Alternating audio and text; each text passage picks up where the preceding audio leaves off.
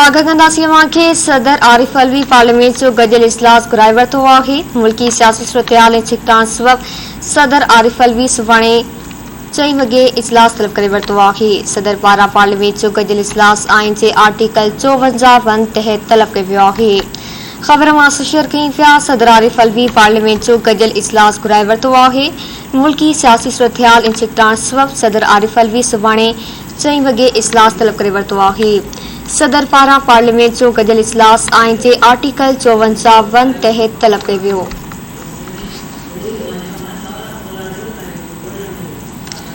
ख़बर मां शेयर कई पिया। सदर आरिफ अलवी पार्लियामेंट जो गडियल इजलास घुराए वरितो आहे।